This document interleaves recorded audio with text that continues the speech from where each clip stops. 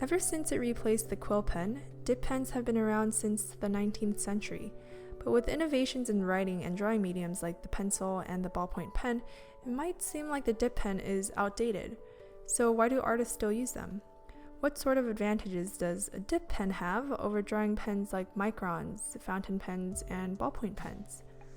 Well, for one, the dip pen allows the artist to have complete control over their lines.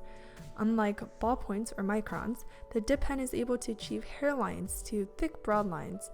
Although the dip pen fell out of common use around the mid-1900s, it's still used today in calligraphy, comics, and illustration. It's pretty easy to see why. For example, the majority of manga artists today use dip pens because with the dip pen's flexible nibs, it's easy to vary line width and suggest weight on a body form, making the overall drawing less flat and much more dynamic. The dip pen nibs are much more sensitive to variations of pressure and speed and can produce more organic lines than other pens. The dip pen allows the artist to change the color of the ink much easily than fountain pens and other drawing mediums. However, drawing with dip pens requires more materials than you would need than if you were using a regular pen. If you're drawing with a ballpoint pen, all you need is that pen and a piece of paper. But dip pens require nibs, pen holders, separate ink, water, or alcohol to clean your pens, and preferably smooth paper. It's more of a studio medium, and you can't really take it for when you want to travel. Nonetheless, in the end, everything you'll need is relatively inexpensive and will cost less than a fountain pen or replacing pens often. Plus, once you've accumulated a lot of nibs, you'll start to feel like an old world artist, so that's a pretty cool feeling. Most dip pens are comprised of nibs and a nib holder. Nibs are usually very inexpensive, most costing 50 cents to $2. The expensive part of the dip pen is usually the pen holder, where a nice pen holder can run up to $15 to $30. However, Speedball sells very inexpensive plastic ones for around $5. You'll also need ink. Because I work with watercolors, I usually use waterproof ink, but you can create really cool drawings with water-soluble ink as well. There are many ways to clean your nib, but the most common way is to use water or rubbing alcohol. Make sure you clean your nib after every use, or you'll end up with ink-crusted nibs that are especially hard to clean if you're using waterproof ink or drawing ink.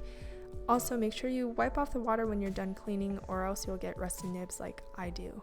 It's also preferable to use smooth paper when using dip pens. If you use watercolor paper, the tooth of the paper can damage and wear out the nib quickly. If you're watercoloring, then you can use hot pressed paper to minimize the damage. If you're starting to feel overwhelmed by where to start with the materials, don't worry. Speedball has a great inexpensive set that's great for beginners and runs for about $7. It includes 6 nibs and 2 pen holders. This particular set is great for drawing and I still use it. I'll leave a link to it in the description box below. They sell it on Amazon. If you're more interested in manga drawing, Amazon sells a set that includes 5 nibs and 2 pen holders that are specifically designed for manga drawing for about $8. I would recommend the set to beginners, but people who are more advanced in manga drawing might not like this set because the nibs are rather cheaply made and can bend easily. When you're using a brand new nib, sometimes you'll find that the ink won't flow down. This is because most companies coat their nibs with an oil to prevent rusting during shipping and storage. To get rid of this, you can just use a little bit of saliva and spit, or you can submerge the nib in boiling water for a minute. Another common practice is to run a flame over the nib for 3 seconds, but you have to be careful not to do it too long or else you're going to distemper the nib, causing it to become more brittle and flexible. When dipping your pen into your ink, make sure you dip it past the eye of the nib, that way you don't have to dip as often and the ink will flow much more easily. To create value with dip pens, you can experiment with different hatching techniques, or you can water down your ink and use it like watercolors. That's all the knowledge I have about dip pens so far.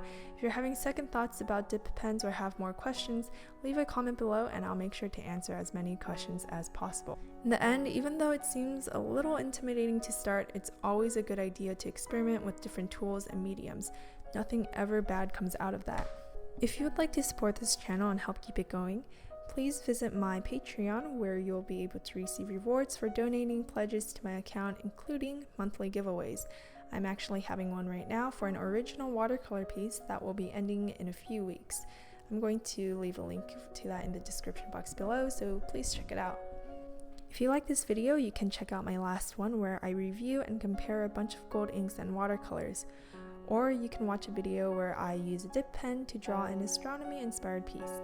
Thanks for watching!